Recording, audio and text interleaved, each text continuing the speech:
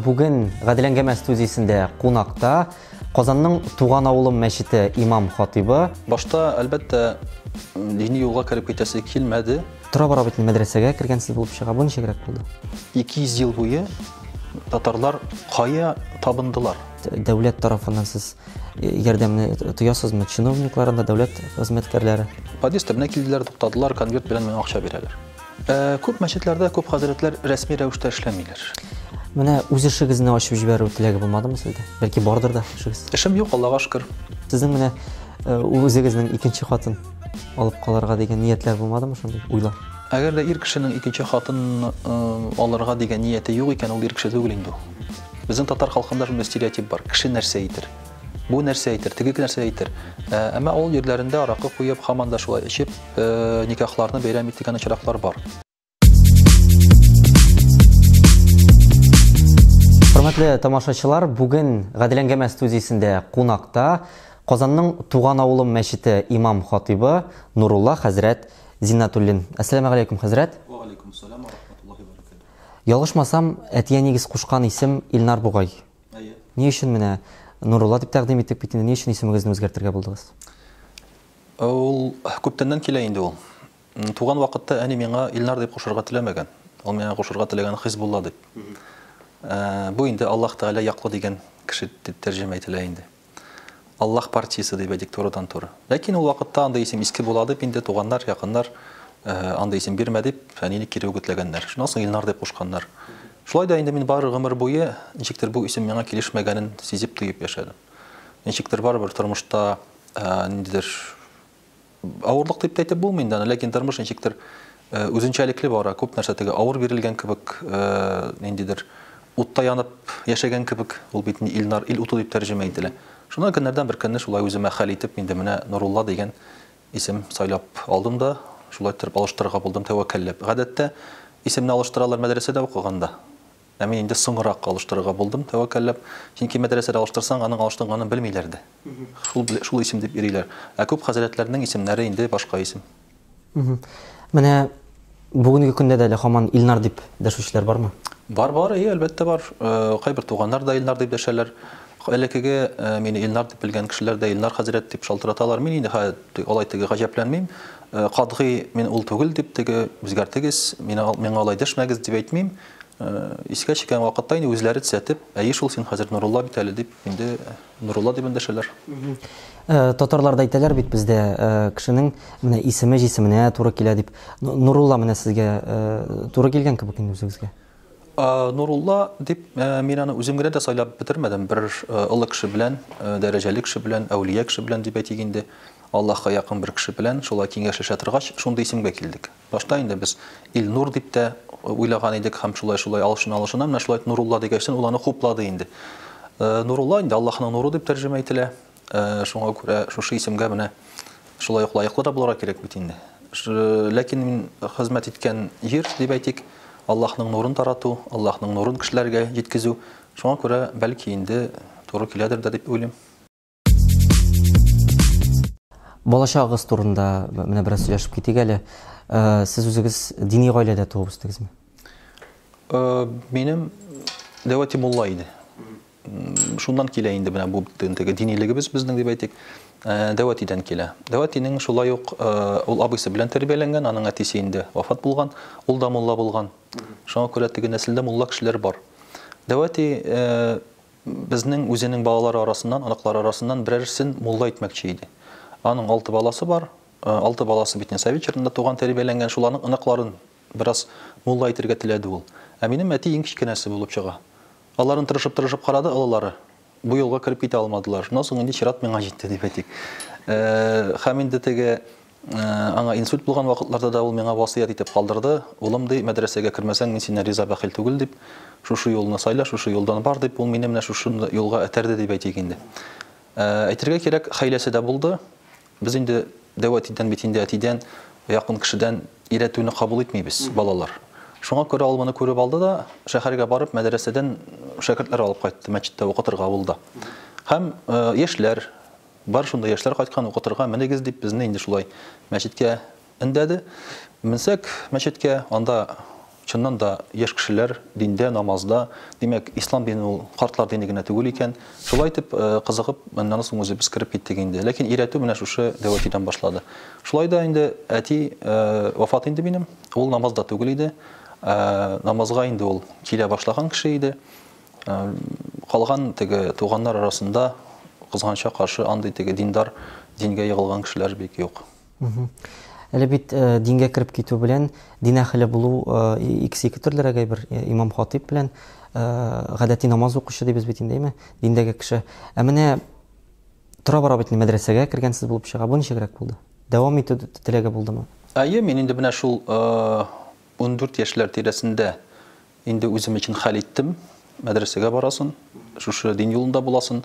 Аңганчы инде намазлар укып йөридек, ләкин барыбер теге әле киләчәк билгеле түгел иде. Шуннан соң 16 яшь тулу белән, 9нчы класста бетерү белән мин инде туп-туры киттем мәдрәсәгә. 11-не укып тормадым монда вакыт әрәм итү генә дип.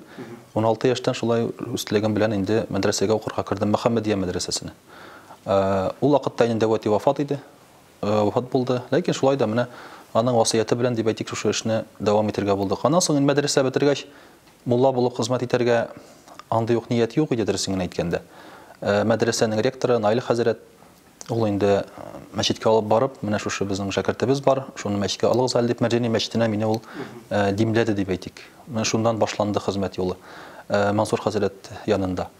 Менә шулай итеп кирип кителде. Башта әлбәттә дини юлга кирип китәсе килмәде. Килмәде теге динне теләмәгәннән түгел. Башка өлкәдә бәлки эшләрмен дип үземне күз алдыма китерә идем инде. Ләкин шулай да бу өлкәдә хәзрәтләрнең җитмәүе бигрәк тә ул вакытта, бу 2000нчы елларның башлары иде.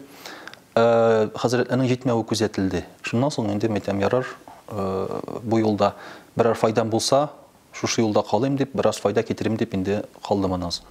Нинди өлкәдә үзегезне күз алдына китерәгез? Гомумән аерым теге алып бер китергән өлкә юк иде алай. Шулай да инде теге дини өлкәне мин беренче урында тотмый идем. Инде башка өлкәләр булыр дип уйлаган идем, ләкин беренче урында түгел иде. Шулай килеп чыкты. Аллаһ Тәгаләнең тәкъдире дип мин аны кабул иттем инде. Менә бүгенге көндә Татарстан бит инде дини белем бирү буенча безнең Россиядә генә түгел, гомумән ил күләмендә алдынгылар рәтендә, чөнки менә безнең Болгар Ислам академиясе генә үзеннән итраимы. Менә шушы Мөхәммәдия мәдрәсәсе, шушы академияләрдә безнең белем бирү дәрәҗәсе ничексез карыйсыз?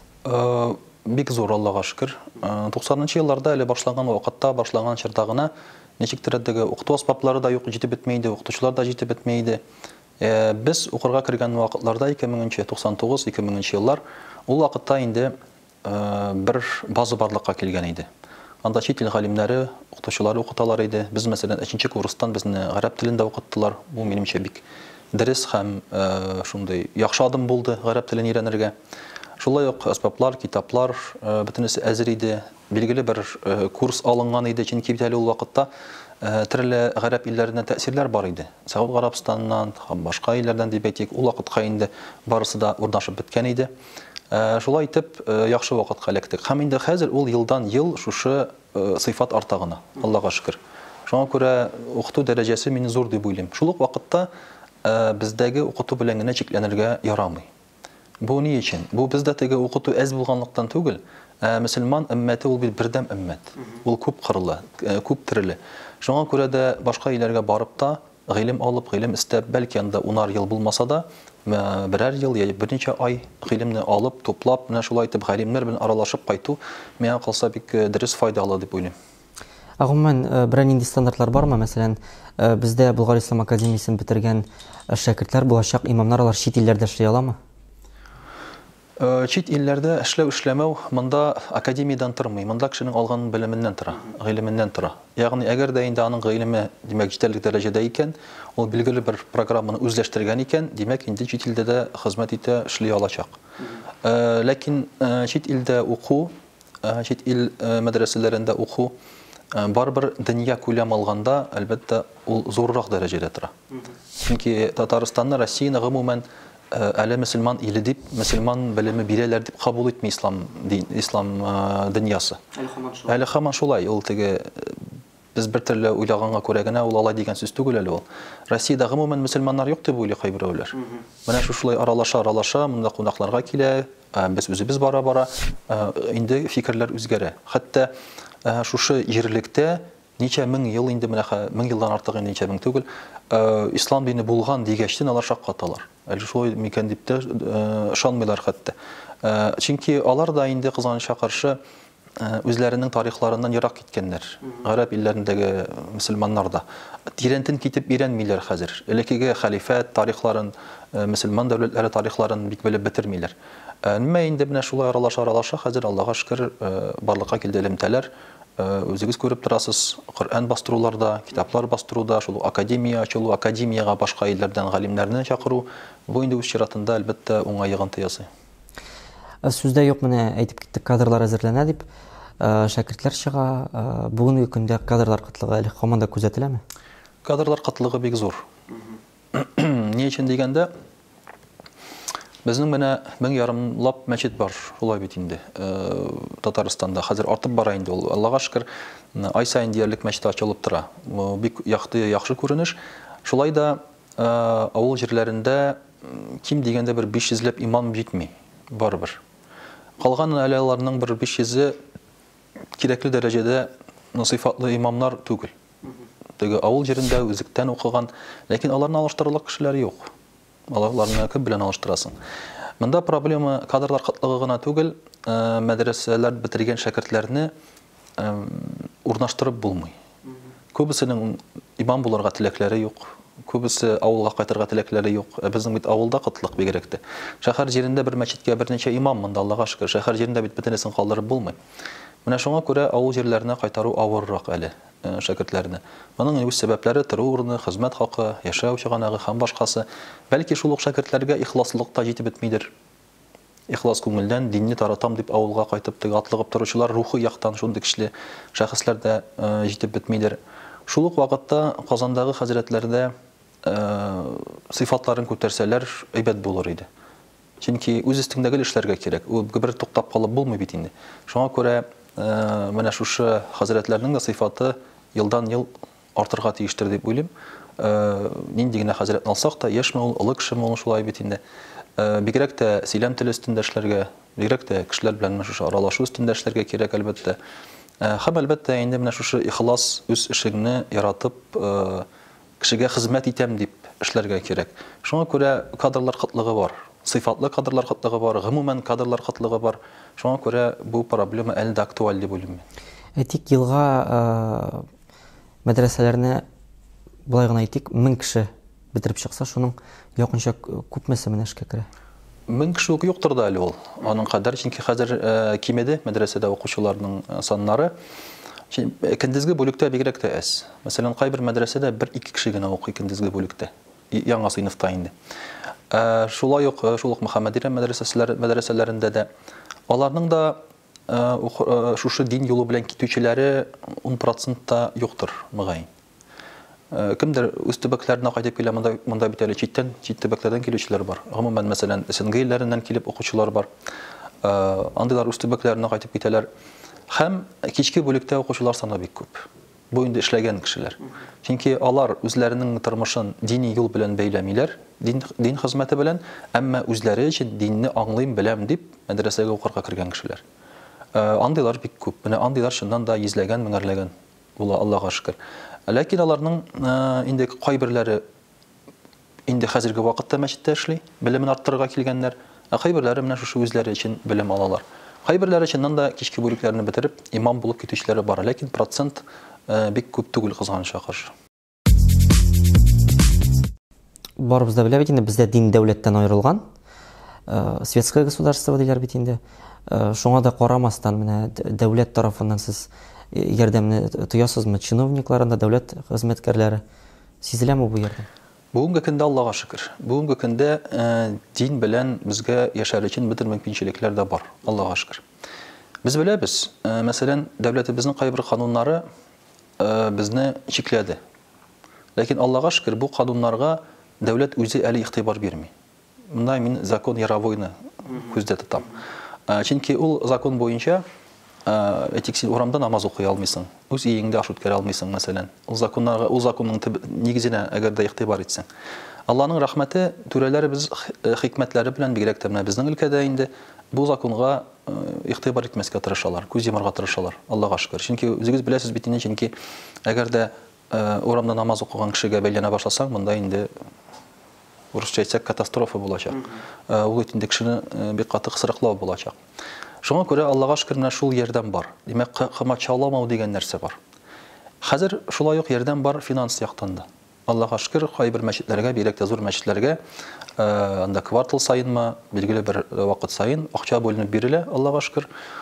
Бу инде мәдрәсәләрдә укытуга, яки шунда мәдрәс үзенең шул эшләренә каралган акчалар. Пандемия вакытында безнең бер 5 айлык чыгымнарыбызны каплады дәүләт. Бу шулай ук бик зур ярдәм булды, Аллаһка шөкер. Бу безнең Татарстанда инде, анысы бигрәк тә. Шулай ук мәчет төзим дисәң дә каршылык килми, каршылык юк. Мәсәлән, хәзер үзегез беләсез, җәмигъ мәчете менә төзергә ниятлиләр. Аны бит дәүләт үзе ниятли төзергә. Мөселманнар сорадылар гына дип әйтик инде. Шуңа күрә дә буш урыннар бар икән безнең шәһәребез буенча. Теге мэрда, Илсур Рәисович та төзегез ди, буш урыннар тапсагыз төзегез ди. Без каршы түгел диләр. Менә шуңа күрә ул яктан Аллаһка шөкер ярдәм бар. Һәм инде монда әлбәттә ярдәм булгачтын таләбе дә бар. Тыныч кына, матур гына динне тотып яшәгез. Тавыш кына чыгармагыз. Шулай бит инде ансы да бар.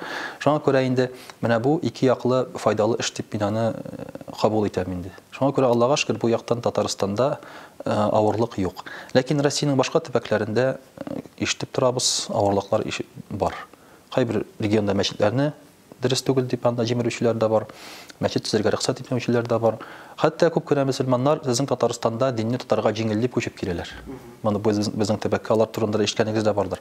Шуңа күрә ул яктан Аллаһка шөкер дәүләт ярдәме бар. Менә җәмигъ мәчете дип әйтеп киттегез. Бу җәмигъ мәчетенең бит инде бер карасаң урынында табылды кебек. Кәсә гаилә үзәге янында, чашы дибез инде. Шунда зирәк теге яктарак Казан су буенда ниятлиләр төзергә. Һәм инде монда каршы чыгучылар да аз булмады. Бу башка диндәгеләр дә, шул ук мөселманнар да.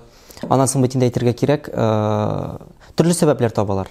Теләмәгән кешегә чыннан да сәбәпләр табыла, ул кемдер әйтә, мин менә шушында яшим, минем азан тавышына уянасым килми мәсәлән. Хәтта шул ук Чистай урамында безнең ширкәү эшләп килә. Анда кыңгырау тавышына уянучылар да байтак дип уйлыйм мөселманнарны, әйме. Һәм кемдер әйтә инде, Кремльне каплый, Кол Шәрифне каплый, Казан суга Витне каплый, күренешне каплый диләр. Сез ничек уйлыйсыз? Менә бу бәхәсләрнең мәгънәсе бармы? Бу бәхәсләр урынсыз. Һәрберсенең дә менә тыңлаган, теге әйткән сүзләрен тыңлап торасың, булар бөтенесе урынсыз. Менә булды шундый хәл мәчет төзегән вакытта Обед-Зелиш районында. Анда чыкты халык. Безгә кирәк балалар площадкасы. Безгә кирәк анда тегесе монсы дип тавыш чыгардылар. Ул урын буш торган вакытта, Алабата үскәндә, анда бер кемгә бер нәрсә кирәк түгел иде. Мәчет төзи башлагачтан тавыш чыкты. Бер әби, иртәгә үләсе әби, кычкыра, безгә балалар мәйданчыгы кирәк ди. Әби, сиңа зират кирәк бит инде, шулай бит. Ягъни аларның кычкырулары сәбәпсез һәм урынсыз икәне аңлашылып тора. Нәрсәнедер җимереп, аның урынына мәчет салсаң, әйе, аңлашыла. Мәсәлән, ниндидер больницаны ябалар да, аның урынына мәчет ачалар. Мәктәпне ябалар, мәчет ачалар мәсәлән. Монда аңлашыла. Ләкин бу сүзләрнең бөтенесе дә урынсыз икәнен без күрәбез. Азан безгә кымачаулый диләр. Ләкин азаннан башка да тавыш җитә шәһәрдә. Нишләп алар ул тавыш белән көрәшмиләр? Кемдер инде көрәшә, менә әгәр әлеге дә баягы Кремльне күрә алмыйбыз дип. Ул Кремльне каплый зур-зур бик йортлар да, алар белән бит көрәшеп йөрмиләр. Шуңа күрә булар инде дөресен әйткәндә ниндидер бер урынсыз бәхәсләр булар. Мин моны бәйлим наданлык белән. Наданлык бар җәмгыятебездә, толерантлык җитеп бетми, кызганычка каршы. Безнең бит толерантлык Татарстанда ул татарлар хисабына гына бара. Дөресен әйтсәк. Шуңа күрә толерантлык җитеп бетми, аңлау җитеп бетми бу хәлне. Башка теге дин вәкилләре дә аларга мәчет кирәк, шифахана кирәк булган кебек, балалар бакчасы кирәк булган кебек, аларга мәчет кирәк икәнен аңлап бетермиләр. Аңлаганнары, мәсәлән, мин бер интервью караган идем, рус кешеләр дә баранда, Без каршы түгел ди, ломать не строить. Теге бу бит инде җимермиләр, төзиләр бит инде. Шулай иттереп, шуңа күрә монда шул наданнары күбрәк каршы чыгалардыр. Иң сәере бу мәчет битне күп кешегә кирәк. Ләкин менә шушы мәчет кирәк дигән кешеләрнең битараф булулары гаҗәпләндерә. Чөнки янда мәсәлән бер 3000 кеше инде бесаган тапкыр караганда каршы чыккан иде, 3000дә күпмесе мәчет кирәк дип әйткәннәр иде. Мәчет бит инде кирәк кешеләр күбрәк. Битарафлык бар алар тарафыннан да. Шуңа күрә алар да үз сүзләрен әйтсәләр, анда 3000 түгел 30000, 300000 кеше булыр иде. Шуңа күрә бу безнең өчен дә менә битараф калмас өчен мәчет кирәген әйтү өчен үзенә күрә бер сәбәп дип мин аны кабул итәм. Монда инде мин уйлыйм, Аллага шөкер, безнең түрәләрнең ихтыярлары бик көчле. Алар йодрак сугып, мәчет булачак, бетте, тавышланмагыз дип әйтсәләр булачак. Менә теге авиациялеш районында да шулай булды, судка да биреп карадылар. Анда әйтелде, рөхсәт бирелгән, кагазлар бөтенесе дә тәртиптә, мәчет булачак. Булды, тавыш бетте. Монда да шулай булачак, мәчет булу белән тавышы бетәчәк. Монда инде кешеләр үзләре килеп, аның ишек алларында ял итә башлаячаклар. Үзенә күрә ул бер матур урынга әйләнә. Анда имештер машиналар, кешеләр күп җыела. 2 гаеткә җыела да, атнага бер җомгага җыела инде алар биткән сайын җыелмыйлар. Ул төнгә клуб түгел бит. Шуңа күрә монда инде бу бәхәсләрне мин урынсыз дип уйлыйм. Монда халык белән теге ничектер эшкә алып барырга кирәк. Без каршы түгел. Аларга чиркәү кирәк икән, мәсәлән, христианнарга чиркәү төзиләр. Без каршы түгел, чаң сугуга. Күптән түгел ачып куйдылар матур иттереп. Димәк кирәк ул аларга. Аларның дини ихтыяҗлары бар. Без каршы түгел ул андый нәрсәгә. Һәм иң кызыгы, чынлап та теге диндар булган христианнар алар мәчеткә каршы түгел. Анда каршы нәкъ менә наданнар. Алар теге христиан динендә дә түгел, ислам динендә дә түгел. Дөресен әйткәндә, аларга нәрсәгә булса да каршы булырга кирәк дип уйлыйм мин. Монда мөһим түгел нәрсәгә каршы чыгасың син. Анда татар кешеләр дә бар бит әле каршы чыгучылар. Ансы да бар, ул сәерлек тә бар. Монсы да инде шулай ук менә мин шул бер наданлык белән аңлатыр идем. Гыйлем җитмәү белән. Сезнең гаиләгез турында да сөйләшеп китәсе килә. Сез бит инде балалар үстерәсез. Бер малай, бер кыз, белгәнебезчә. Аларга да динне менә кичкенәдән сеңдерәсезме? Дин гәле кичкенәдән. Монда инде күбрәк хатын роле бик зур монда. Әти бит инде ул кайта китә дигәндәй. Менә бит дәвати белән дә мин сезгә мисалны китердем. Әти кешедән әллә ни теге гыйлем аласы килми. Шуңа күрә бу очракта инде әни кешенең урыны бик зур. Алар инде менә кызга яулык бәйләп, аңлатып, шулай бит үзләре яулык бәйләп үрнәк күрсәтеп, малайларга шулай ук инде менә намазларны өйрәтеп, инде укый башласалар, калдыра башласалар, әтигезгә әйтәм дип, инде шулай итеп менә алып барыла дип әйтик инде.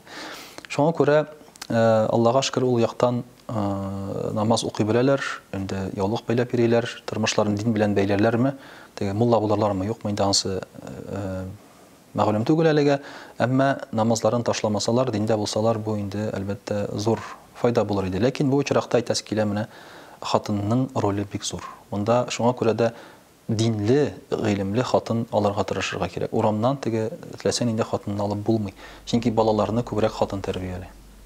Ничә яшь балаларыгызга? Гылы кызга инде 17, малайга 14, 15 тула. Ничә яшьтән менә беренче дугаларын хәтерлисезме өйрәнделәр? Алар инде телләре ачылганнан соң беренче дугаларын өйрәнә башладылар. Намазга басу яшьләре инде менә шушы 10 яшьләрдән соң булды. Яулык бәйләү дә шулай ук шул 10 яшьләрдән соң инде кыз беренче класстан яулык бәйләп китте. Барган таук. Малайга инде яулык бәйләсе юк, аңа җиңелрәк. Шул 10 яшьләрдән соң инде алар төпләп инде намазга бастылар дип әйтергә кирәк. Шундый фәлсәфирәк сорау, менә шәхсән сезнең өчен бәхет нәрсә ул? Бәхет ул ризалык, канәгатьлек. Чөнки бәхет ул ниндидер әйбердә түгел ул. Кеше уйлый, мәсәлән, iPhone алсам бәхетле булам, машина алсам, өйләнсәм, кияүгә чыксам дип. Юк. Бәхет ул ниндидер әйбергә ия булуда түгел. Бәхет ул үзеңнең шушы халәтеңгә канәгать, риза булып, шушы халәтеңне кабул итә белүдә. Менә бу бәхет. Чөнки бәхет сәламәтлек дияр идек. Аяклары булмаган, сәламәт булмаган кешеләр бәхетсез булырга тиешмени? Бәхетне балада дип әйтер идек, баласы булмаган кеше бит инде ул гаепле түгел, баласы булмаганга ул бәхетсез булсынмыни? Шуңа күрә бәхет ул ниндидер бер әйбердә түгел. Бәхет ул ризалык, канәгатьлектә. Шуңа күрә бик бай кешеләр дә бәхетсез. Бик хәерче кешеләр дә бәхетле булырга мөмкин. Менә шушы ризалык канәгатьлеккә ирешә алсаң, моңа ирешеп була дин аркылы гына. Раббыңның Раббы булганына канәгать булып, аның тәкъдиренә канәгать булып, аның биргәненә дә, алганына да канәгать булсаң, ул вакытта бәхеткә ирешеп була. Чөнки башкача бәхетне күз алдына китерүе бик авыр. Менә балаларыгызга ничек аңлаттыгыз кичкенәдән? Бу бит инде башталарга авыррак булып тоелгандыр. Әле гомумән аларга моны аңлатканы юк. Алар өчен әле ул бәхет ниндидер әйберләргә нигезләнгән дип әйтик инде. Менә бүген укырга бармадылар, бәхет инде ул. Каникул башланды, бәхет инде. Аларга шулай, алар аны әле бәхет кабул итәләр, аларның тормышында инде. Тора-бара ирәнә тормышка күзләре ачыла, алар инде моңа үзләре төшенәчәкләр. Ни өчен дигән үз тәҗрибәләреннән. Ни өчен дигәндә, мәсәлән, малай мотоцикл сорый. Син аңлатып карыйсың, бөтен кешенең мотоциклы юк, менә миңа кирәк. Мәсәлән, мотоцикл шулай бит инде. Мотоцикл алдымы, ул бәхетле. Юк икән, ул бәхетсез. Әлегә без аларның булдыра алган кадәр шушы ихтияҗларын канәгатьләндереп күңелләрен күрә алабыз. Әмма тора-бара аннан соң алар үзләре дә төшенәчәк бәхетнең нәрсә икәнен сөйләшү булачак әлбәттә, ләкин әле алдарак алла бирсә. Имам хәзрәт булып эшләүегез турында әйттек бит инде, әйме?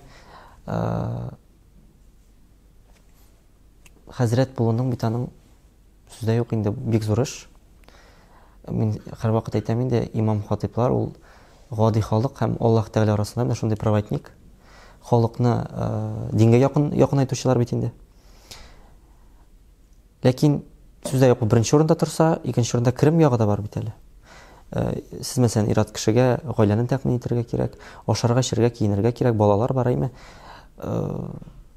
Имам хәзрәт булып кына менә шундый киң кулачка яшәп буламы? Әлеге дә баягы ризалык, канәгатьлек. Син нәрсәгә канәгать, син нәрсәгә риза? Бар асыл ихтияҗлар. Моңа керә торырга урын, ашарга, эчәргә ризык, кияргә кием. Бу асыл әйберләребез. Аллаһка шөкер, кем хәзрәт булып хезмәт итә, аларның инде бөтенесенең димәсәң дә күбесенең шушы әйберләре бар, Аллаһка шөкер. Бәлки кайсыдыр әле башлап кына җибәргәндер шушы хезмәт юлын, шуңа күрә үз тора торган урыннары, фатирлары юктыр. Монда бит инде аңларга кирәк. Син кемгә эшлисең? Син эшлисең Аллаһ Тәгаләгә. Мин шулай дип кабул итәм аны. Миңа эш бирүче Аллаһ Тәгалә. Мөфти түгел. Аллаһ Тәгалә миңа эш бирде. Димәк, ул сиңа карата үзеңгә аңа эшләгән кешегә карата гадилсез була алырмы? Эшләтеп түләмичә йөртерме? Миңа калса юк. Аллаһ Тәгалә шуңа күрә ул үзенә хезмәт иткән, аның динен тараткан, аның сүзен тараткан кешене калдырмый. Шуңа күрә Аллаһка ышанырга кирәк бу очракта. Теге верить дигән мәгънә түгел, доверять дигән мәгънәдә ышану, шулай бит. Аллаһка ышанырга кирәк бу очракта. Шуңа күрә Аллаһ Тәгалә Аллаһка шөкер бүгенге көнгә кадәр ризыксыз калдырмый. Бүгенге көнгә кадәр. Кай вакытта күпмедер вакыт керем юк. Минем мәсәлән тегел керемем юк. Минем хезмәт хакы да юк. Мәчеттән мәсәлән мин алмыйм хезмәт хакы.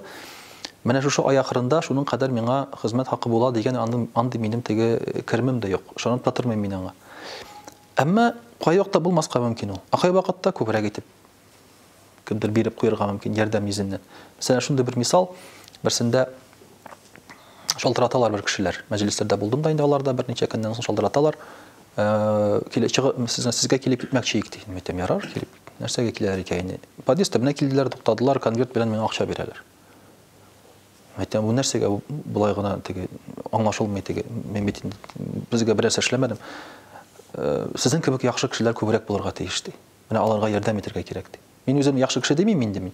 Ләкин алар теге дини кешеләрне, дини сүзне, яхшы сүзне тараткан кешеләргә менә шулай ярдәм йөзеннән ярдәм күрсәткәч, Аллаһ Тәгалә аларның күңелләренә салган. Шуңа күрә менә андый очраклар ул һәрбер хәзрәт белән дә була. Шуңа күрә Аллаһ Тәгалә теге үзенең белгән юллары белән сиңа китереп бирә. Кай вакытта белем бирәсең, укытасың кемгәдер, кемнеңдер балаларын укытасың, кемнеңдер укытасың. Шулай итеп ул туплана кешедән ким булмый. Олигарх булмыйсың инде әлбәттә, ләкин кешедән ким булмый.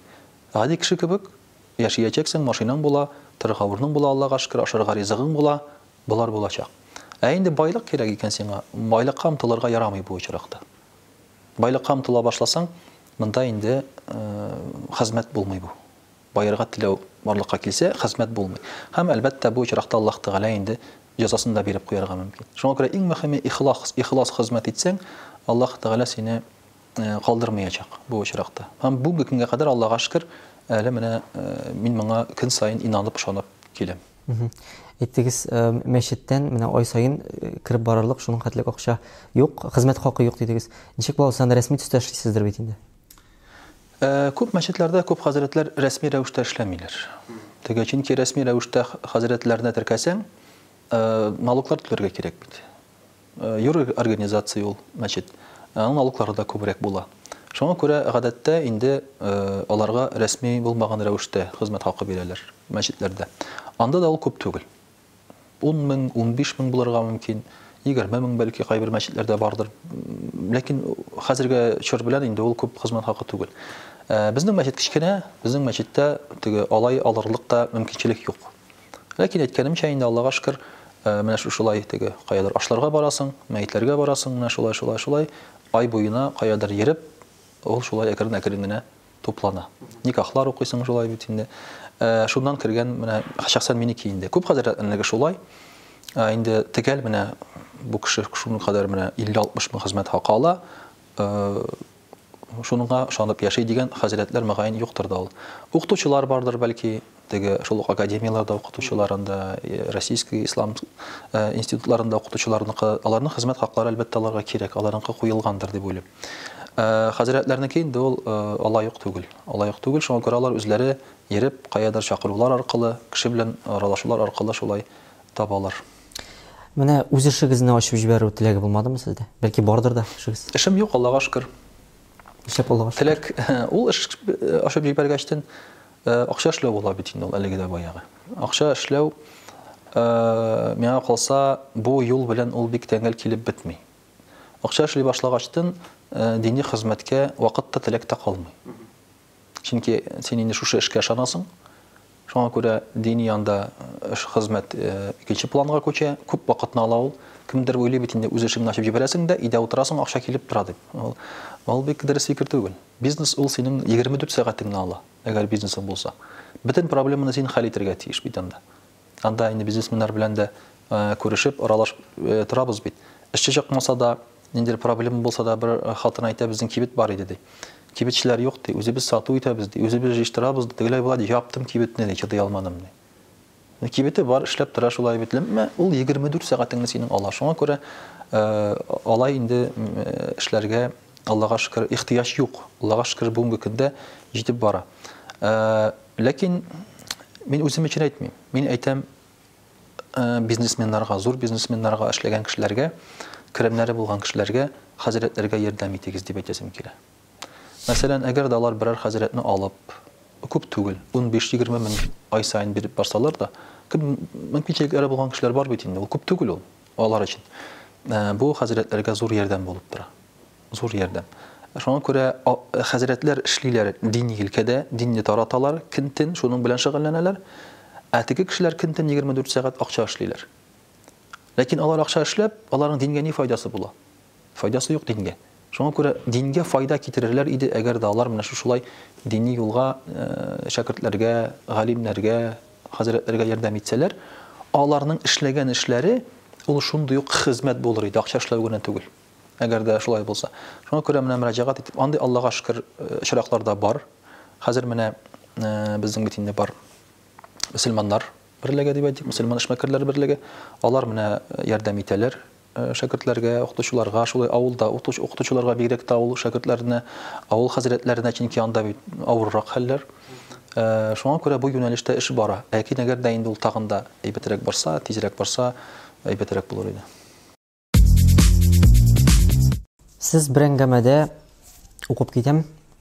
Хатын кызны кычкырып җиңеп булмый, еш кына аның мантыгыда аңлашылмый хәтта, шуңа да кайчак аны туктатуның бердән-бер ысулы йодрык була дисез. Моны ничек аңларга, бу теге хатын кызга кул күтәрергә ярый килеп чыга түгелме? Бу минем сүз түгел. Бу хәл булай була. Ирләр үз хатыннарына зарланалар. Пәйгамбәрбез саллаллаһу алейхи ва саллямга килеп зарланалар. Һәм инде Пәйгамбәрбез саллаллаһу алейхи ва саллям әйтә, алайсан кыйнагыз аларны ди. Алар кыйнылар. Икенче көннән 70ләп хатын кыз килә. Безнең ирләребез кыйный ди. Шуннан соң Пәйгамбәрбез саллаллаһу алейхи ва саллям әйтә, кыйнамагыз ди. Коръәни Кәримдә әйтелгән хатын-кызны тәрбияләү чарасы ул да булса үгетләгез, шулай бит инде. Аңламаса аның белән якламагыз, акча бирмәгез, алай да аңламаса сугыгыз диелә. Ул бар Коръәни Кәримдә андый сүз бар. Ләкин сугу астында нәрсә тотыла? Сугу астында кулның йомшак җире белән айканмыйча, аның йомшак җиренә ис калдырмыйча сугу турында сүз бар. Ул менә булай сугу була инде. Бу сугудан нинди мәгънә? Бу сугудан мәгънә юк монда, шулай бит. Суккан кеше дә рәхәтләнеп кала алмый, шулай бит инде. Сугылган кеше дә монда инде бу минем белән шаярта дип уйлый. Ләкин менә шушындый сугу хатын-кызга әзрәк кенә күктән төшәргә ярдәм итә. Ул башкача туктамый, шуңа күрә кеше мәсәлән булды ди, китте ди. Сәләге булды дип нәрсә әгәр шулай сугып куйса, кайбер хатын-кызга аңларга ул сәбәп була. Чыннан да, чөнки ул мин әйтмим, бөтен хатын-кызлар шундый дип. Ләкин бар шундый хатын-кызлар чыннан да туктатып булмый аларны. Телләрен контрольлә тотмыйлар алар. Анысы үкенәләр әйткән сүзләренә. Ләкин башласалар туктай алмыйлар. Андый чираклар бик күп. Ир кеше кычкыраша башласа, ул бетмәс, туктамас бер әйбергә әйләнә инде ул. Менә шундый чиракта инде ислам дине ул рөхсәт итә. Әмма әйткәнебезчә ис калдырмый торган ул сугу булырга мөмкин. Ул кыйнагыз дигән сүз теге йодрык белән анда каны чыкканчы, сөякләре сынганчы кыйнау турында сүз бармый. Шуңа күрә менә шушындый йомшак сугу турында ул сүз бара. Әйткәнебезчә инде әгәр дә ул сугу кирәк түгел икән, кирәк түгел.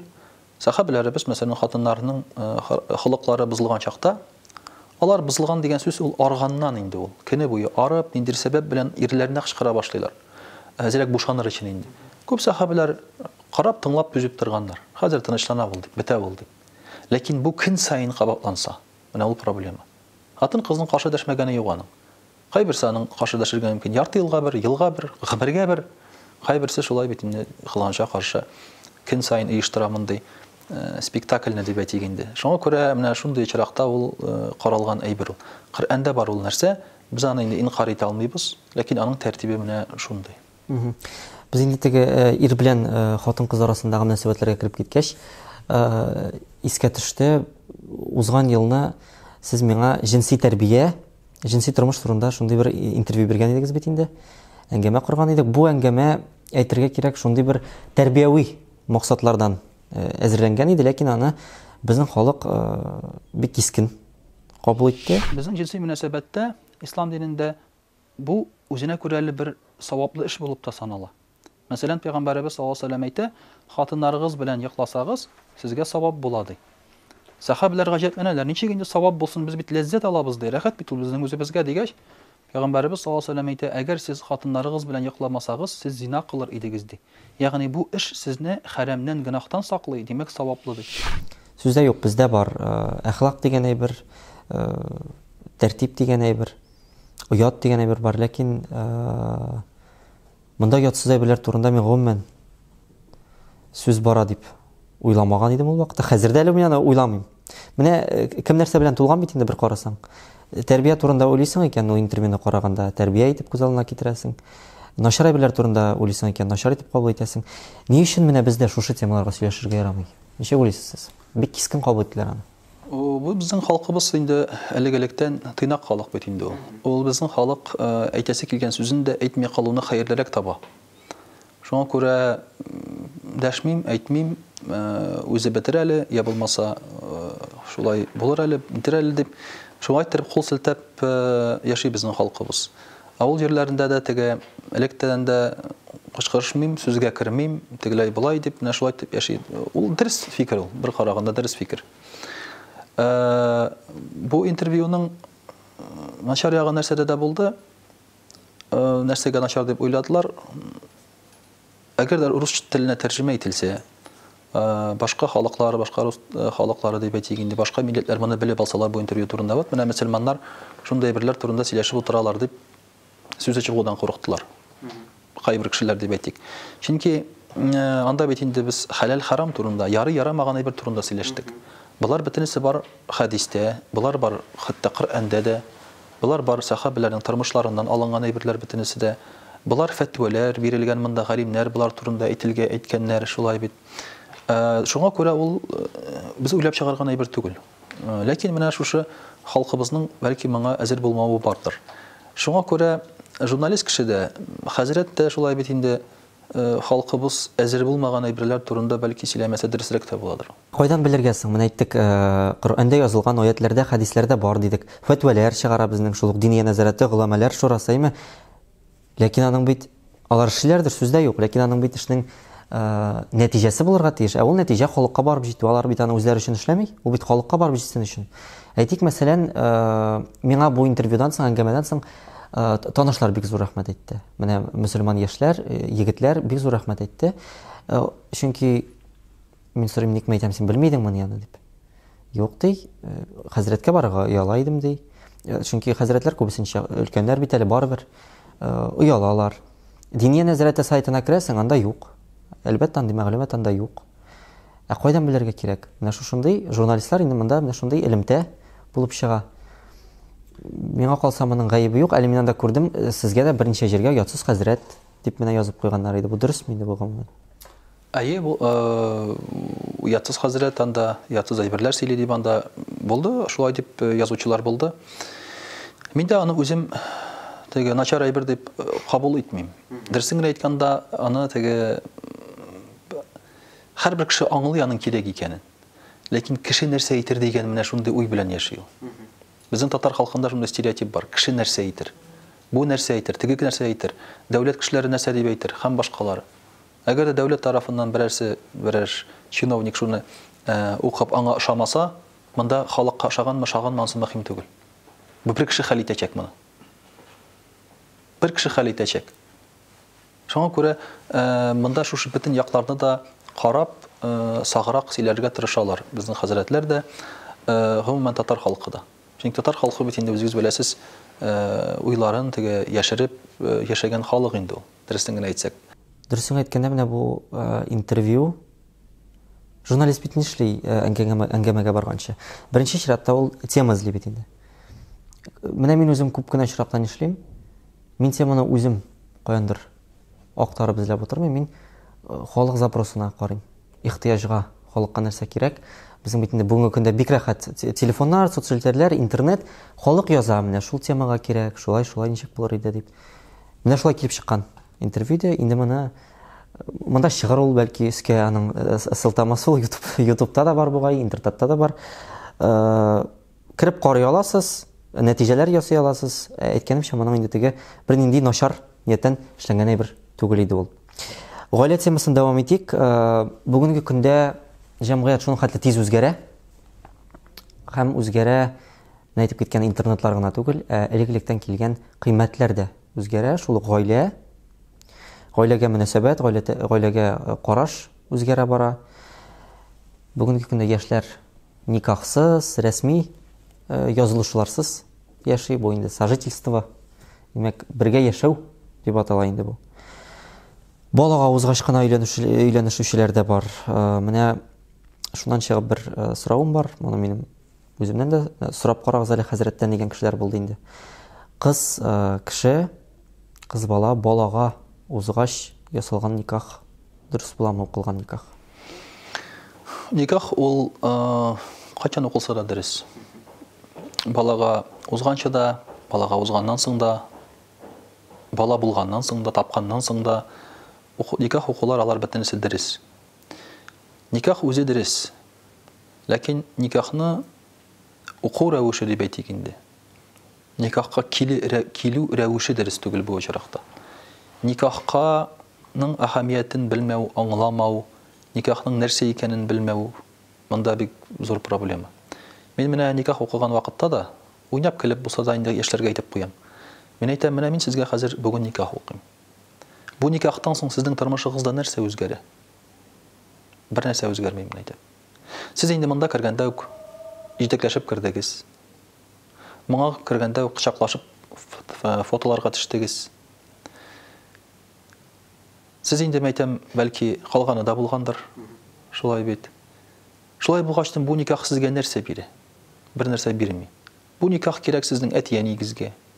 Дәвати-дәванигезгә кирәк. Менә никах белән бирдем баламны дип әйтер өчен инде. Шуның өчен генә кирәк бит ул. Бер кыз шулай дип әйтте. Ләкин бу дини кешеләргә карамый. Бу инде диннән ераграк кешеләргә, гади татар кешесенә карый. Бер кыз була иде. Мин дә никах укытасым килә, мөселман булмаган кеше белән. Рус егете белән. Мин әйтәм, аны никахны укып булмый. Бит укыйлар бит кешеләр ди. Мин әйтәм, без алай укымыйбыз, бу бит алдалау була. Но ул кирәкле сүзләрен әйтер ул ди. Мин әйтәм, ул бит сүзләрен әйтер дә иман китерерме соң ул? Ышанамы соң ул күңеле белән? Шушыннан соң ул үзен мөселман дип санармы соң? Юк инде дә ул бит инде үз динендә калачак ди. Без бит әйтәм, алда утырабыз хәзер. Сез мине алдамакчы буласызмы әйтәм? Без бөтенебез дә Алланы алдамакчы булабыз. Алай булырмы соң инде ул? Бу бит инде театр була бит. Ярар трубканы куйды бу. Бераздан шалтырата.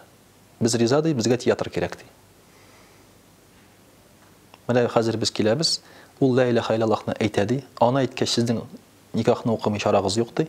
Мин дә беләм, аның ислам динен кабул итмәгәнен, алар да беләләр. Без шундый бер театр уйнап чыктык бу очракта. Чыннан да ла иляха иллаллах дип әйткәч, минем аңа ышанмаска хакым юк. Укымаска хакым юк минем хәзер. Мин бит аның йөрәген ачып карый алмыйм. Шуңа күрә мин сүзгә ышанам. Ләкин белеп торам шулай бит, аңлап торам, ул да аңлый, бөтенесе аңлый инде аның ислам кабул итмәгәнен.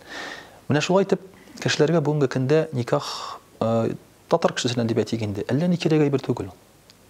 Менә шул ата-ана өчен, дәвани өчен генә кирәк бер нәрсә ул. Шуңа күрә никахның әһәмиятен, нәрсәгә кирәк икәнен аңлату өстендә без бүген эшлибез, хәзрәтләр. Нәрсәне үзгәртә ул? Ни өчен кирәк соң ул никах? Никахтан соң нәрсә үзгәрә? Никахка кадәр нәрсә ярый? Никахтан соң нәрсә ярый? Менә шуларны аңлату өстендә инде эшлибез бүгенге көндә. Шуңа күрә вакызларда да шуны сөйләргә тырышабыз. Менә дөресен әйткәндә, күпләр кызганычка каршы мөнәсәбәт кырганда, алар өчен никах инде ул беренче, икенче, хәтта өченче урында да тормый. Кызганычка каршы. Никах инде ул анан соң бер кайчанда булса бер эшләнәсе бер киләчәктә, әллә инде нәрсә кебек кенә. Никахны баштан ук уйламау сәбәпле кеше аңламый, гомумән без бу кеше белән никах укыта алабызмы, юкмы соң дип аңламый. Әгәр дә ул никахны башта ук уйласа, бәлки ул кеше белән танышмас та иде. Бәлки алар инде очрашмаслар да иде, кычаклашмаслар да иде, балага да узмас иде. Никахны укыта алмаячагын аңласа. Инде бөтен эш эшләнгән, балага узган, егет монда утыра, кыз монда утыра, укыгыз безгә никах ди. Син аларга карап торасың, укымасаң бу булай гына яшиләр инде, баланы да булай гына табалар инде, булар мөмкин бөтен әйбер эшләнгән дип ракатып карап торасың, теге факт алдында куялар да сине шулай итеп инде. Менә бу теге укылган никах ул дөрес булып чыга, аның гынахлары булмый, чөнки бу тышкы яктан ул дөрес. Тышкы яктан ул дөрес. Формаль рәвештә ул дөрес никах. Ләкин шушы ир кеше өенә кайту белән, мәсәлән, мин христиан, мин ислам динендә түгел, мин ислам динен кабул итмәдем дип әйтә икән, никах үзеннән үзе бетә. Автомат рәвештә. Укымаганда кебек. Алар шулай ук зина кылып яшәүләрен дәвам итәләр. Бу никах бетә. Менә шуңа күрә аны да аңларга кирәк. Ләкин аларга ул кирәкми.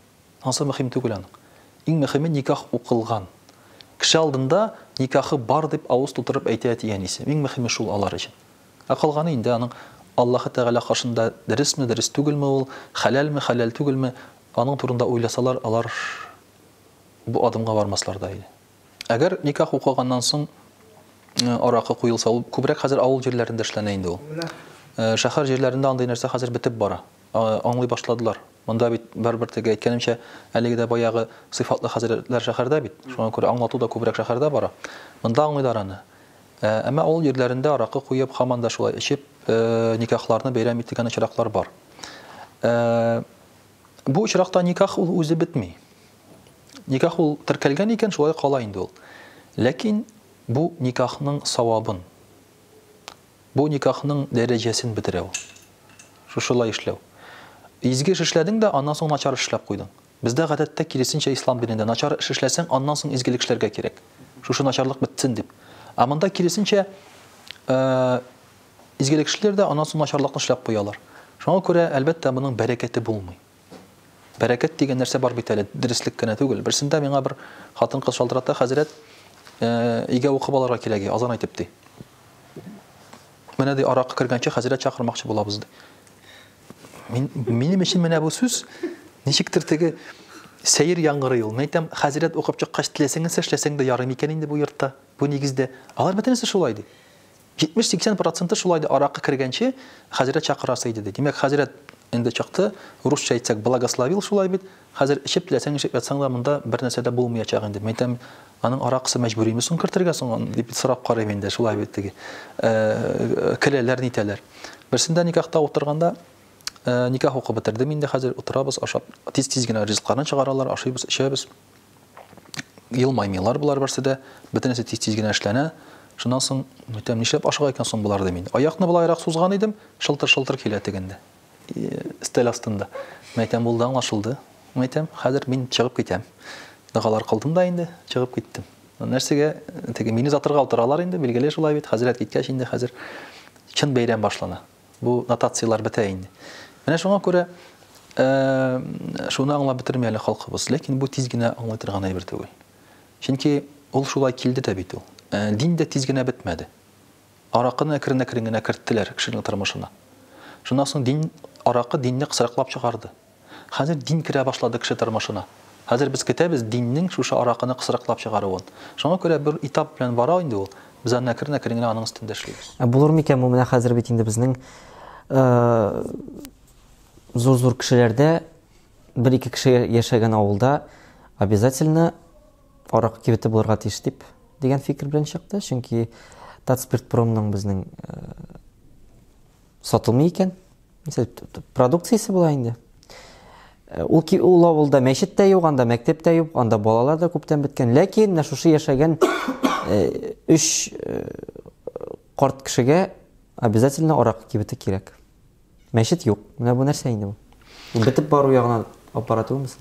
Бу чыннан да дәүләт эшлекләре арасында шундый сүз чыкты. Мөфтияттә җыелыш булды моның турында. Имамнар, аксакаллар күтәреп чыктылар бу мәсьәләне, без катгый каршы моңа дип. Безнең эшләгән бөтен эшебезне сез юкка чыгарасыз дип. Без ничә еллар буе көрәш алып барабыз авыл җирендә.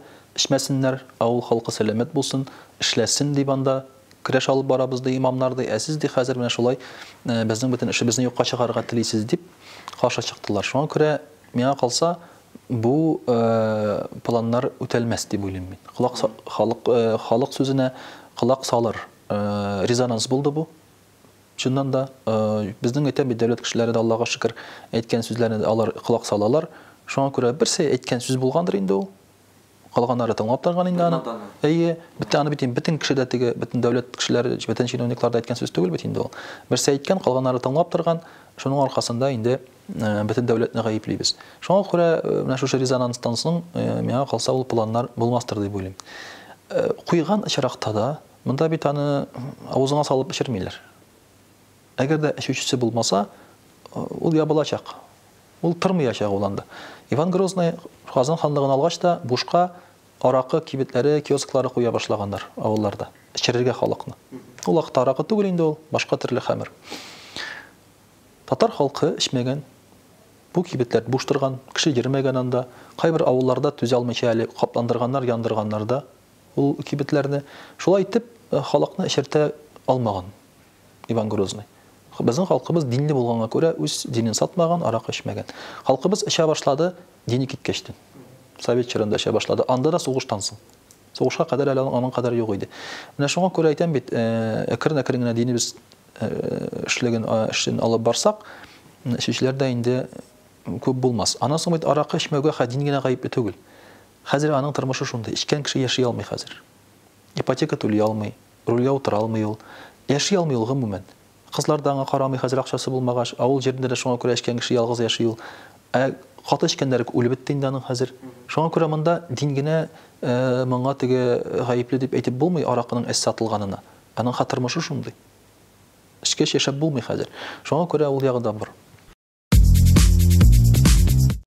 Исламда бит беләбез, күп хатынлык дигән төшенчә бар. Күп хатыннар алырга ярый, 4 хатынга хәтлек дигән сүз бар. Сезнең менә үзегезнең икенче хатын алып калырга дигән ниятләр булмадымы шундый уйлар?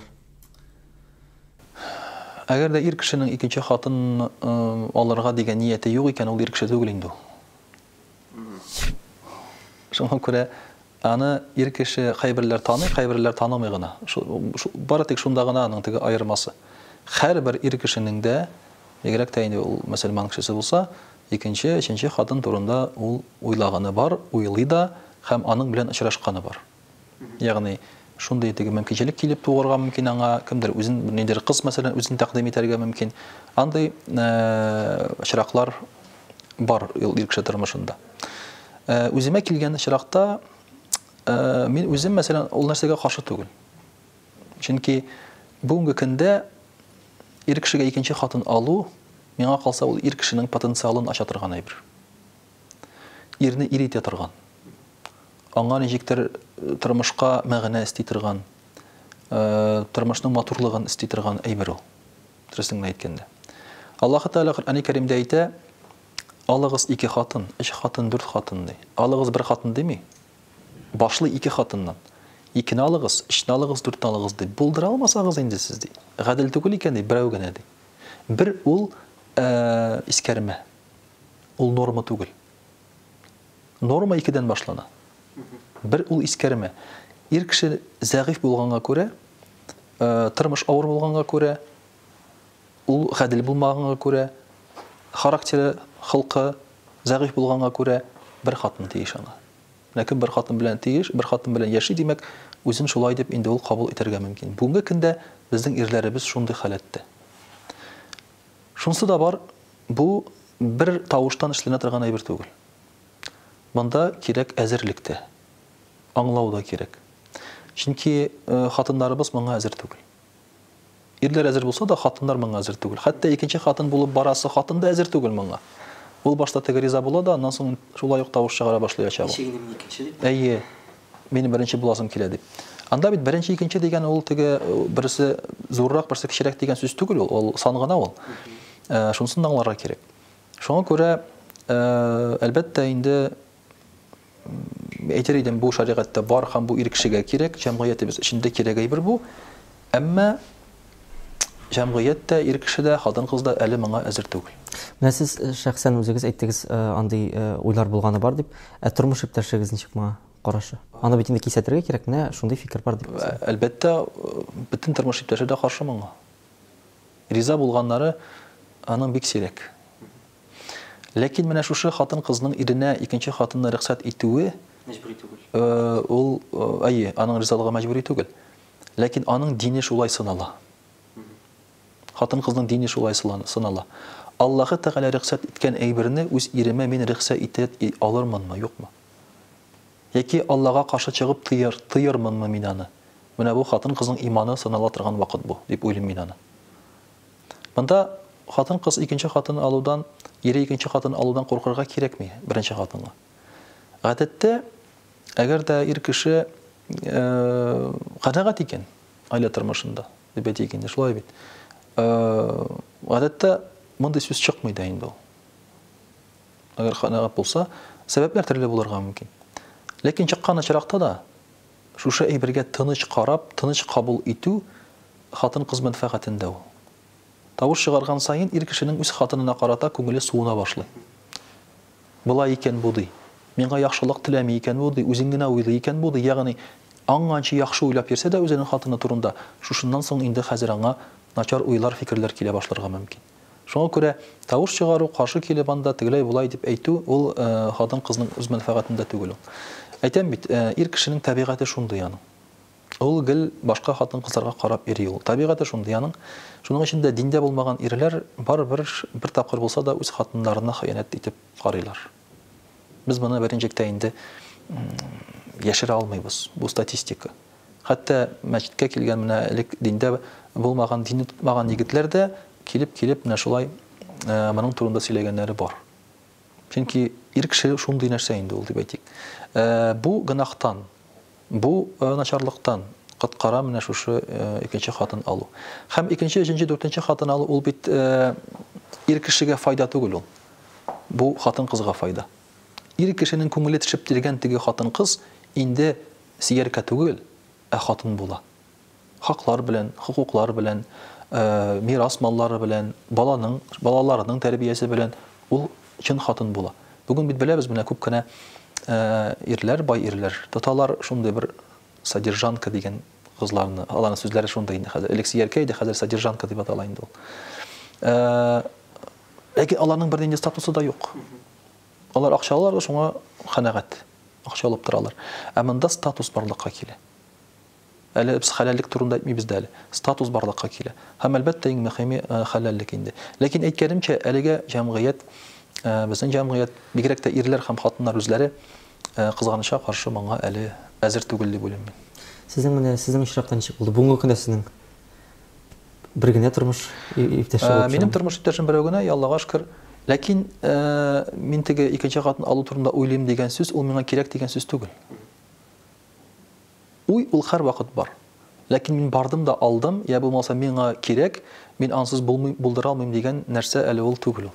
Шуңа күрә уй инде ул. Ул ир кешенең уе, гомумән кешенең уе төрлечә була. Кай вакытта без инде менә эштә утырасың, всё китәм эштән дисең. Ул бит китәсең дигән сүз түгел. 20 ел бу эшләргә мөмкин китәм дип. Менә монда да инде ул теге уй бар дигән сүз ул, әмма мин әле бүген бардым да алдым дигән сүз түгел. Әмма мин аңа каршы була алмыйм, мин аны уйламыйча булдыра алмыйм.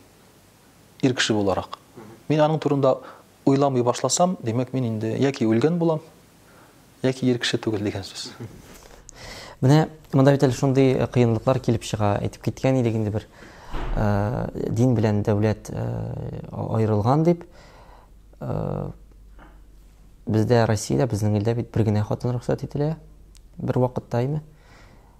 Монда ничек була? Аның берсе рәсми төстә булса, икенчесе никах кына укылган буламы? Ничек килеп чыга ул?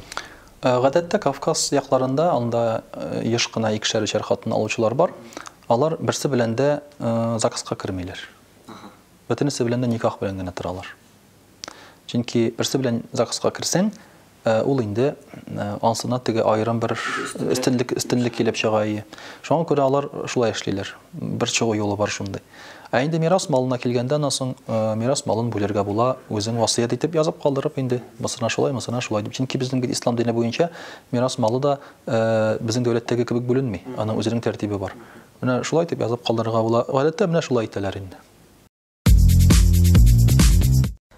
Гаиләне саклап калу, ныклы гаилә төзүнең сире нәрсәдә дип саныйсыз? Менә шулай миңа сорау биргәннәр иде. Хәзрәт бер-берсенә карап, бер-берсенә аңлап дип әйтгәндә, бәхетле булып, каршы дәшмичә, сугышмыйча, кычкырышмыйча яшәгән гаиләләрне беләсезме сез дип сорагачтын. Мин әйттем, андый гаиләләр юк. Ләкин бәхетле гаилә шул гаилә була.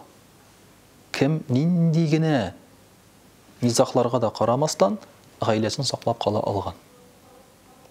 Сугышып яшәсәләр дә, гомеренең ахырына кадәр яшәүче кешеләр бар. Без андый гаиләләрне беләбез. Сезнең дә мисалыгыз бардыр, ул минем дә бар ул мисаллар. Алар начар яши дигән сүз түгел. Аларның яшәү рәвешләре шундый. Алар бер-берсенә туры килгәннәр инде, бер-берсен тапканнар алар шулай. Ләкин гаиләләрен саклап калсалар, никахтар кылмаса, менә бу иң зур бәхет дияр идем. Шуңа күрә аның сире сабырлык кирәк. Нинди генә авыр очрак булса да гаиләне таркатмаска кирәк. Моның өчен сабырлык кирәк. Мин әйтмим, сез менә тигез идеал яшисез дип, андый киңәш юк. Менә булай яшәсәгез, бер-берегезне аңларсыз, барда әйбәт булыр, тегеләй булай. Юк, ул әйтәм бит, төрлечә яшәгән кешеләр бар. Пәйгамбәрбез саллаллаһу алейһи ва сәлләм дә хатыннары белән кычкырышканнан соң 40 көн чыгып китә инде. 40 көнгә. Ну, пәйгамбәр бит инде ул. Аның хатыннары бит инде иң яхшы хатын-кызлар җир йөзендәге. Ничек 40 көнгә калдырып чыгып китеп була инде, теге туеп дип әйтегәне, шулай бит кычкырышканнан соң, тавышыннан соң. Шуңа күрә ул андый бернинди низахсыз андый гаилә юк. Әмма сабырлык белән гаиләне таркатмаска кирәк. Нинди генә авыр очрак булса да, сабырлык кирәк, гаиләне сакларга кирәк. Калганы аның кирнә-кирнә аны соң тигезләнә ул, бетә ул кирнә.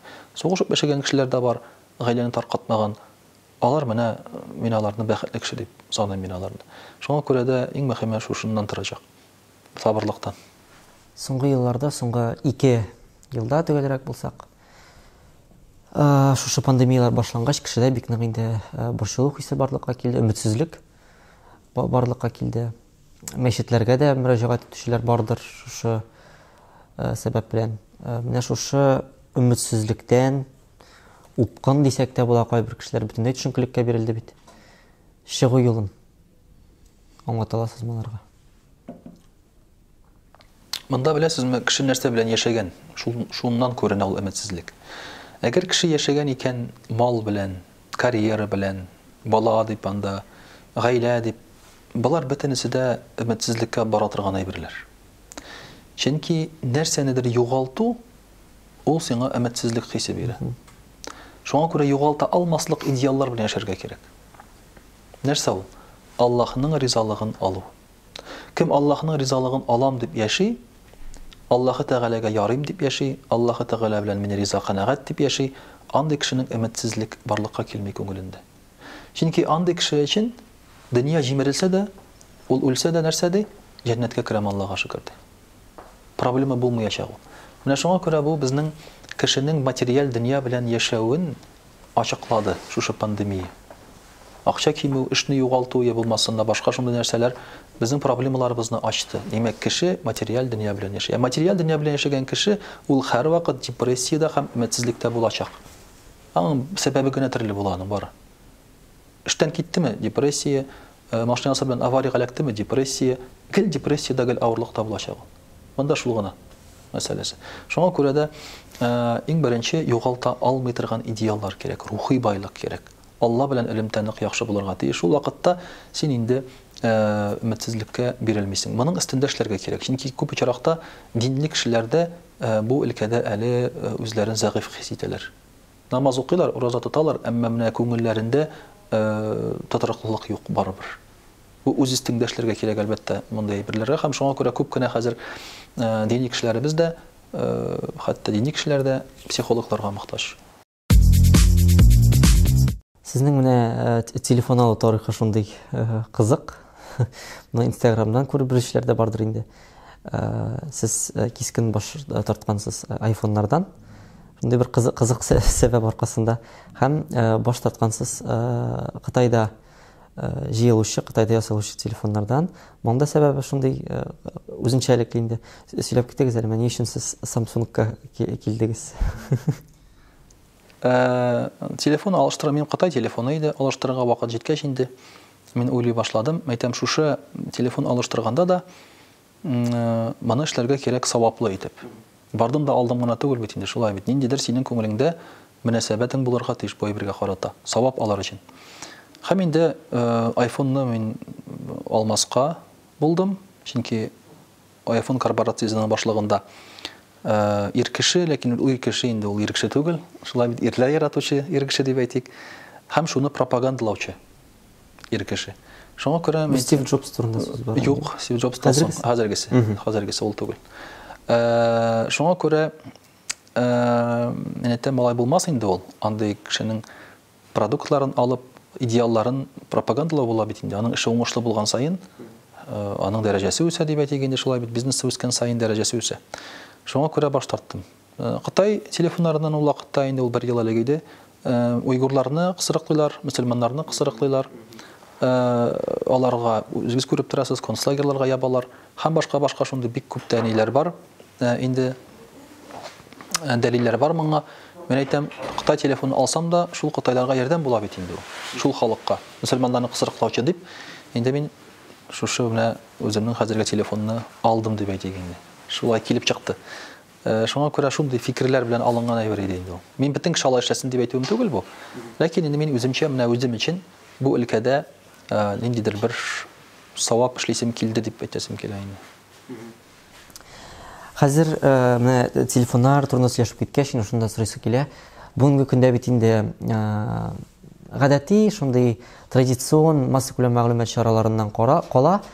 Алардан тыш бик популяр Telegram-каналлар, Instagram аккаунтлар, сәхифәләр. Һәм кайсы бер вакытта менә шул ук Telegram-каналларның авторлары утыралар аноним рәвештә, билгесез зат. Шундый матур гына исем куялардан да. Бер карасаң, аларга теге аларны тәнкыйтьләп тә булмый, нәрсәдер әйтеп тә булмый, чөнки алар чынлап та чынбарлыкны, дөреслекне язарга мөмкиннәр. Бар килеп чыганда ялган мәгълүматта. Instagram'da да шундый ук сәхифәләр бар. Бу безнең татар эстрадасын әзрәк кенә ямсызлап утыручы затлар да бар. Киресенчә дөреслекне кайбер вакытта шул кеше язып куярга мөмкин. Бу бит инде субъектив. Шундай бер кемдер яңа ошый, ва матур яза, кемдер ошамый, ямсыз яза. Менә мондай авторларга сезнең мөнәсәбәт ничек? Бу дөресме? Билгесез зат булып, кешеләр турында нәрсәләр язып утыру. Юк, мен шахсан үзем моны дөрес дип санамыйм. Чөнки син ниндидер сүз сөйлисең икән, димәк, моның өчен син җавап бирергә тиеш. Һәм сиңа кеше чыгып үзенең дәгъвасын белдерергә тиеш. Монда белдереп булмый. Димәк, ул үзенең исемен яшергән икән, аңлашыла ки, димәк, аның ниятләре дә бик үк чиста түгелдер. Бәлки ул кеше башын бутарга телидер, бәлки анда фитнә чыгарырга телидер, ниндидер гайбәт сөйләргә телидер, шул белән дип әйтик инде, ул бөтенләй гайбәт ул. Гайбәтне сөйләргә була, булай сөйләшеп, чәй эчкәндә, була интернет, Instagram аркылы, ул да гайбәт бит инде ул. Киң җәмәгатьчелеккә аның зыяны күбрәк тә. Кай вакытта яла ягуда була, шундый әйберләр аркылы дип әйтик инде.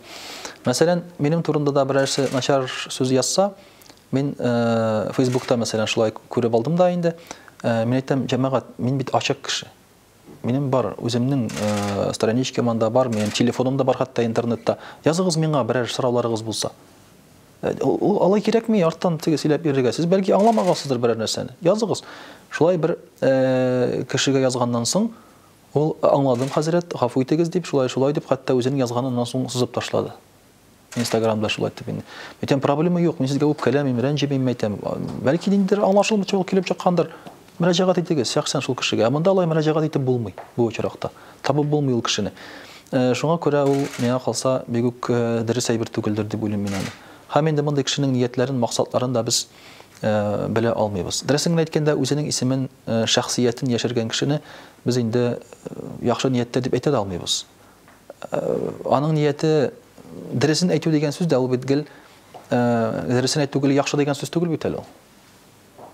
Мәсәлән, кирәкме ул дөрестлек әле ул гомумән? Ярар, теге кай вакытта дөрестлектә берничә төрле булырга мөмкин, һәм берничә булырга мөмкин. Син монысын гына күрәсең аның, шулай бит инде. Шуңа күрә миңа калса ул тискәре әйбер дип уйлыйм мин аны.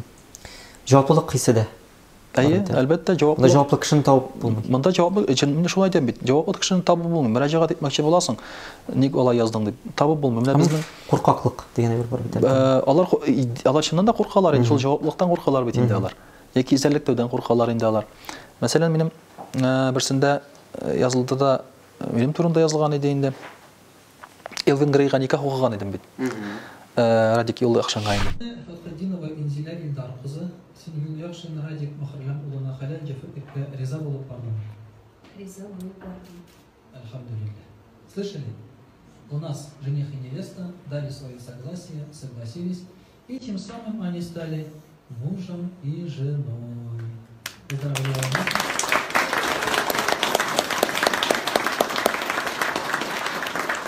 Шуның турында язып чыкканнар иде бер Телеграмда дини канал бар анда, дини яктыртучы инде. Шунда минем турында инде ничектер шулай сәйрерәк язган инде бер кеше. Кем язганын белеп булмый. Анда имеш-мимешләр йөри, ул бер мулла ул дип тегеләй булай дип, кем икәнен белмибез без. Имеш-мимеш кенә бит ул. Исеме юк. Ул кешене ничек җаваплылыкка тартып була, мәсәлән, ничек аңа мөрәҗәгать итеп була? Син миңа карата нинди теге дәгъваң бармы, әйтер сүзең бармы, киңәшең бармы дип. Бит дәреслектә әгәр дә кеше мәсәлән шунда бер гыйбарә бар. Кеше начарлык эшләсә, син аның үзенә килеп киңәш бирсәң, син аны төзәтәсең ди. Ләкин бөтен кеше алдында моны әйтсәң, син аны кимсетәсең ди. Һәм ул кеше төзәлмәячәк бер качанда. Бөтен кешегә фаш иткәннән соң аны. Ул төзәлмәячәк. Монда бит максат кешене төзәтергә кирәк, әгәр хата җибәрсә ул. Менә шуңа күрә бу чиракта инде андый кешеләрнең төзәтү максаты юк. Аларның максат фаш итү, гайбәт сөйләү, кеше ите ашау. Аларның максаты. Балай эшләгән чиракта әлбәттә инде изге ният турында сүз бармый монда. Әңгәмәбез ахырына якынлашып килә, һәм инде безнең гадәттә ахырдан блиц-опрос. Бүген әйе юк дип түгел, ике вариант тәкъдим ителгән була, шуның берсен сайларга кирәк була инде тиз итеп. Җәяү йөрүме, велосипедтамы? Җәяү. Балык үрчетүме, әллә балыкларны күзәтүме читтән? Үрчетү. Гаилә белән табигатьтә ял итүме, әллә өйдәме? Гаилә белән табигатьтә. Гарәп әмирлекләреме, Мисырмы? Гарәп әмирлекләре. Нишләп дип сорап куйган. Әгәр дә башка вариант булса, мин башка вариантны сайлар идем. Ләкин бу Мисырдан әзрәк өстенрәк инде бар. Әйе. Электрон хатмы, әллә менә традицион гадәти кагазга язылганмы? Электрон. Бу тиз уңайлы булгангамы? Тиз уңайлы булганга бары тик шуңай. Аудио китапмы, гадәти кагаз форматтагы? Гадәти китап. Кайнатмамы, балмы? Бал. Мин шулай дип өметләнгән. Спортмы, бәлеш ашаумы? Спорт. Спорт. Икенче вариант булса, икенчесен сайлар идем. Анда башкасы да булса да миңа туры килде. Физкультура. Акылмы, матурлыкмы? Акыл. Урманмы, таулармы? Кызыксыра урман. Ләкин тауларда шый. Тауларда шый, ләкин урман. Менә шушы соңгы сораудан минем тагын бер сорау туды әле. Урман, таулар бит инде ул сәяхәт иткәндә һәр вакытта күрәсең, без дә үзебезнең янда гына күрмәскә йөргән бит инде. Еш сәяхәт итәсезме?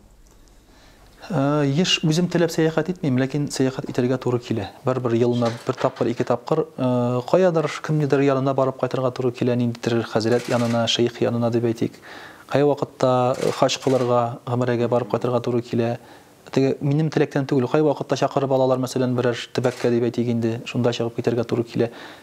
Үзем теләп, менә монда барыйм әле дип, алай чыгып киткәнем юк. Әмма сәяхәт итәргә туры килә. Һәм сәяхәтне шулай файдалы дип уйлыйм. Эш белән барган вакытта кирәкле дип, булай гына, монда барып кайтыйм әле дип чыгып китү түгел. Ул ничектер инде максатлары да дөрес түгел кебек андый чиракта инде. Ләкин ял өчен, менә минем өчен ял дигәндә, ул инде табигать.